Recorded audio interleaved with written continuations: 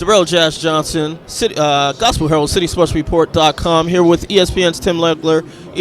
Tim, how are you? I'm doing fantastic. Looking forward to a great night. So something that you were a specialist at during your NBA career, three-point shooting.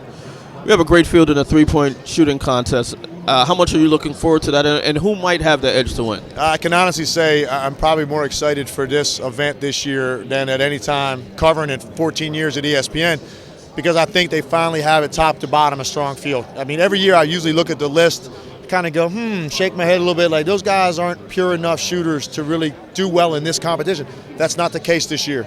Any one of these guys can win it. I would not be surprised. The biggest thing is get off to a good start. Make sure you're not watching the ball too long. If you haven't participated in this before, it is different.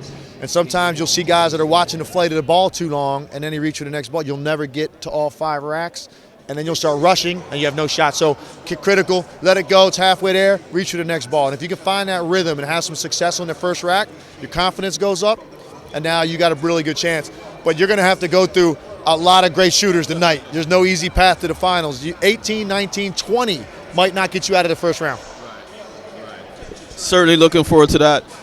What does it mean for the All-Star Game to be back in New York City after 17 years? Yeah, it's fantastic. I know it was funny when they announced it was going to be here.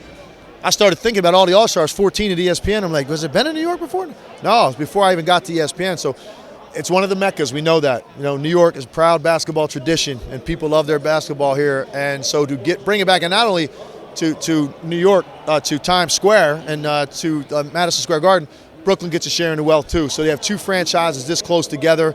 I think it's very important now that it is in a basketball mecca with the rich tradition that New York City has. What are some of the biggest surprises, in your opinion, for the NBA's first half of the season? Well, I'd start with Atlanta. I mean, I don't think anybody expected that. When you win 33 out of 34 games in a stretch in the NBA, it's one of the greatest runs in the history of this league. And going into the year, you knew they were a good team, a playoff team. But now you're talking about a title contending team, and I don't think any of us really saw that coming. So I think that would be at the top of the list. Obviously, you look out west and look at how deep that is. Oklahoma City dug themselves a huge hole at the beginning. So you look up, you're 2 months in, and Oklahoma City's in 10th place in the West. That was surprising. They're starting to get momentum, and I think the start that Cleveland had was surprising. They finally look like they're getting it together. So I'm really looking forward to the second half of the season. I can't predict right now who's going to come out where.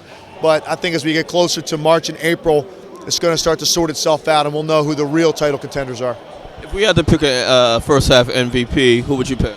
Up until about 2 weeks ago, I was saying Steph Curry the entire time. I think James Harden has passed him.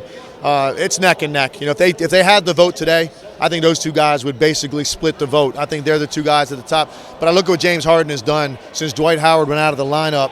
He's carrying that team, and they're still winning games, and they're still the 3rd place in the Western Conference.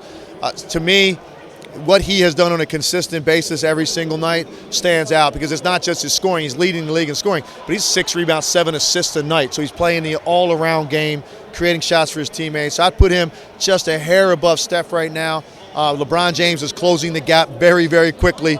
And don't forget about Kevin Durant. If he goes off second half of the last 30 games, you might find him in the running as well.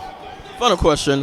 What are your earliest memories of the All-Star Game as a kid growing up? For me, growing up, All-Star Game was on must-see TV.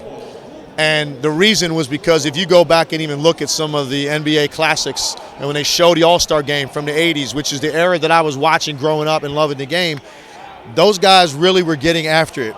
They didn't like each other very much, the East and the West. And you watch the post play in games like that, they're banging each other. Guys are going to the rim, they're getting fouled hard. The game has evolved a little bit more into a show and entertainment. And so that's what I remember more than anything. These were the best players in the world playing their hardest, all in one place.